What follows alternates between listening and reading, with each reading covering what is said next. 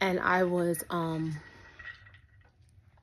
so let me start over. So like for the past few weeks, my daughter has been wanting ponytails. She hasn't wanted her braids back in.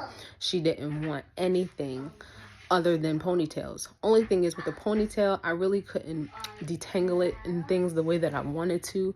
So last night I decided to wash her hair. So when I was washing her hair, I was able to do a little bit, but not enough. So this morning I was like, you know what? I can't keep doing your hair every day. That's too much wear and tear. So I do her hair today. So I start to detangle it, and I was like, you know what? I'm going to just braid it back up, and I'm going to put beads in. And I asked her, do you want me to put beads in? She says yes. So I said, okay. But she didn't realize everything that I had to do in order to put the beads back in. So I put her beads back in. I start detangling her hair, and she is crying. I mean, crying. Oh my God, like, I don't want this. Ponytail, changing her mind, trying to go back to wanting a ponytail. So then I say, well, Journey, if you want beads, mommy has to detangle your hair, and then I'm going to have to braid it. So after I got done detangling, she saw the beads and she got excited again. Oh God, she saw the beads and she got excited again. So then I was able to start detangling even more, or not really detangling, but parting her hair. So then I started parting her hair and, like, you know, conditioning the scalp and the hair shaft and everything. And then I started the process of braiding, and she just could not, oh Jesus, just could not wait. She was so impatient, right? She just kept crying and she kept moving and shifting and getting out of position. So I couldn't braid her hair the way that I needed to. So then I kept having to, oh Jesus, I kept having to position her myself. I kept having to talk to her like, listen, Journey, it's okay. Mommy's not hurting you. I just need you to sit here for a little bit. So then I started braiding her hair, and I continued. And then it got to a certain point where she just needed rest because it was too much for her. She was crying. She was so upset. So she was y'all, I'm sorry. This is like, woo. She was crying. She was so upset. She did not want to sit, right? So I said, you know what? I said, maybe you're hungry. Maybe, I didn't even catch that before. Maybe you're hungry, because she's been drinking her juice this whole time. So I was like, okay, maybe she's hungry. So I paused and gave her some food to eat. Okay. Oh my God. Okay. So I paused and I got her some food to eat. So I came back downstairs. Hold on, boo boo. Okay, I'm coming. Gave her some food to eat. So I waited, and then I said to her, are you done eating? She said yes. She was smiling. She was laughing. She was good. So I got her something to eat. Gave her some food. Push, boo boo. Gave her some food to eat. And then I said, okay, after you finish eating, mommy's going to take you back upstairs to finish your hair. So everything she took with her downstairs when I was going to, oh my God. Everything she took downstairs with her when it was time to come upstairs, I was carrying the bulk of it. So she came back upstairs, and then I came into the room where I do her hair, which is her playroom, and she stayed over by the stairs and she did not want to come in. So I said, okay, you gotta get your hair done. Mommy has to finish your hair. Hold on. So I said, I have to finish your hair. But she was waiting over by the steps and she didn't want to come over there. So I had to walk to her to get her to come sit back down. So I took her by the hand and I sat her down.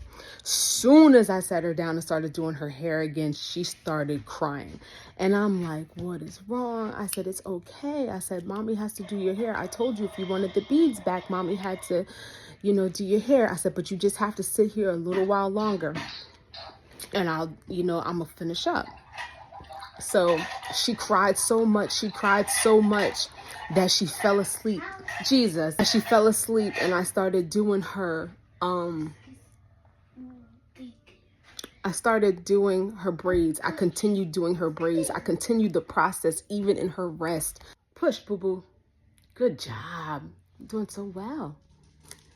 So I pushed, I mean, I continued doing her hair while she was sleeping. When she woke up, I only had one or two braids left to do.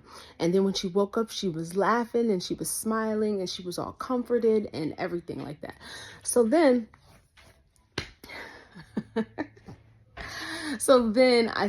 she gets excited because I'm like, okay, mamas, it's time to put the beads in. And then she's like, oh, okay. And I give her the little, I don't know what this thing is called when you put the beads on the end, but I put the beads on, and I have two of them. So she takes one and I take one, and she starts helping me. So I tell her what to do, and she's listening to me, and it gets to the point. Oh my God, I didn't even catch that before. Okay, like so she continued putting the beads on after I showed her how to do it, right? And I told her how many to put on. So precisely as I continue to work through her hair, right? Okay, so her hair is done, right? Looks beautiful. I take her and I said, okay, mama, let's go look in the mirror. Let's go look at your hair. And then she looks at it and she's just so excited. She's like flipping it and doing all the things. And then I was like, okay, let me go get the mousse. Because the mousse to set it down. So I go in the room and I get the mousse, and I put the mousse on top of it, but then I cover her hair back up. So it's a little bit, and then she goes to lay down for a second, but then she gets excited about her beads sound. So she takes the beads, she takes the bonnet off. And I'm like, no, mama, you can't take the scarf off, or bonnet, whatever you want to call it, the scarf off. I was like, it has to set. It has to stay under there for a little bit, and then I'll be ready to take it off. But you just have to wait a little while longer. Y'all, if that is not God talking, I don't know what is. He's taking some of us through a process, right? We gave him a yes. We told him, Lord, this is what we want. This is what we need. And he said yes, and that he was going to do it. But he didn't tell us how he was going to get from A to B, just like her beads. She wanted her beads back, but she didn't know like how the process of putting the beads back in, right? She just was like, okay, yeah, I want the beads. But once she saw the process, she's like, oh, wait. This is a lot. Hold on. But then when she saw the beads halfway through, she was like, okay, this is what we're working towards. So yeah, I want the beads. So she was able to sit a little while longer. Then it got a little bit too much for her. So she needed some break. She needed a break. And the food, I needed some manna, something to chew on in the meantime, to prepare me for the second half of whatever was coming next, right? But everything that I had built up and everything that I was filled with, or I was carrying halfway through the process,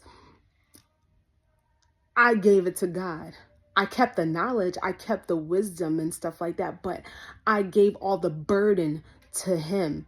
And then he lightened my load so I can make it through the second half, and I could sit and be still knowing that he is God. So then when he finished the process, he told me, daughter, it's done. The process is done. Now I just need to show you some things. The beads, I showed her how to put the beads on. And then he showed us something in this wilderness, something in this wilderness to prepare us for the promised land, right? So like now we're sitting here like, okay, Lord, what do you want me to do? Okay, he's like, now it's time to pay attention to instruction. Listen to what I'm saying. I need 2 beads. I need 4 beads, 5 beads, whatever your whatever is. Okay. And so he spoke to me so much. So then I partner with him to do whatever he's calling us to do. Then he says, okay, it's good. The process is complete. Now let me just do some fine tuning. I'm going to mold it. I'm going to set it into place, right? Oh my God, I'm going to set it into place. So he set it into place. And then, it's like, okay, God, I'm ready. I'm good. I'm ready to jump in, coach. Put me in, coach. And then he's like, No. But it has to set. It still has to set. But wait. I'm good though. Like, I'm ready. Like, let's do this. No, it still has to set. And she still has the bonnet on now. Still has the scarf on now. So, Kush, good job. Ooh, that's so pretty. Is that grass? I think so. Yeah. Oh, yep, that is grass. Pretty. So in the meantime, while he's setting you, he wants you to enjoy it. She's over there playing on her easel, relaxing, trusting that I know when it's time to tell her to take off the scarf so she can enjoy all her hair and the style like she wants it to. Okay, I hope that blessed y'all. If it made sense, I hope it did. Those who have ears, they heard it. But those who don't, you will one day. All right, bye.